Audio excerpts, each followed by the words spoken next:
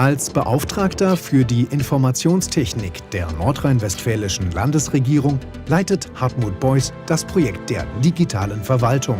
Seine Kernaufgabe: die Digitalisierung der Landesverwaltung. Wir können es nicht alleine machen, sondern alle müssen mitmachen, aber wir haben hier die Gesamtverantwortung für den Prozess. Das ist das eine Hauptthema. Damit zusammenhängt immer IT-Sicherheit. Je mehr wir uns digitalisieren, desto attraktiver werden wir für Angreifer, und den einen oder anderen Vorfall hat es ja auch schon gegeben. Also das ist eine zweite Hauptaufgabe. Dann ist die dritte Hauptaufgabe, auch die hat einen Zusammenhang mit den ersten beiden, Steuerung und Koordinierung der reinen IT, also der Informationstechnik.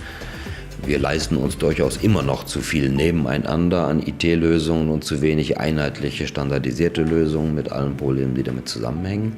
Da müssen wir vorankommen. Der Zeitplan zur Digitalisierung der Verwaltung ist im E-Government-Gesetz von Nordrhein-Westfalen genau definiert.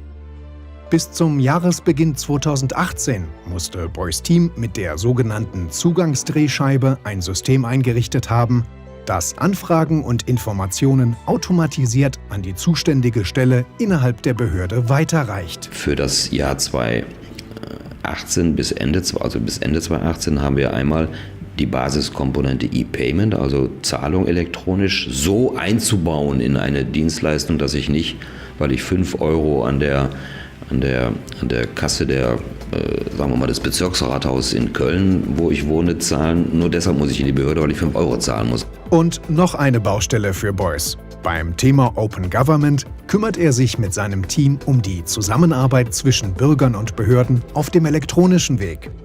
Dazu betreibt Beuys Mannschaft mit Open NRW ein Portal, das die Bürger möglichst nah einbeziehen soll. Aber wir sind davon überzeugt, dass die Arbeit für die Kolleginnen und Kollegen auch leichter wird.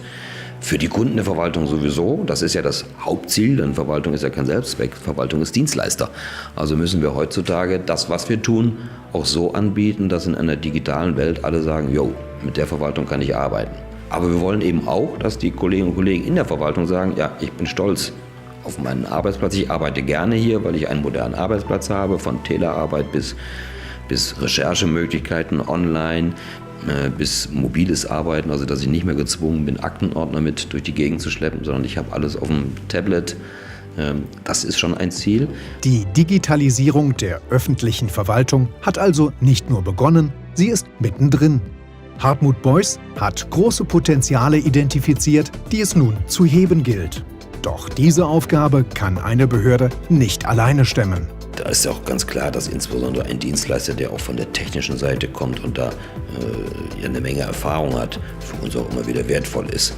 Es läuft ja, wie es bei uns immer läuft. Wir können ja nicht mit Hand auflegen jemanden zum externen Berater machen, sondern wir machen Ausschreibungen.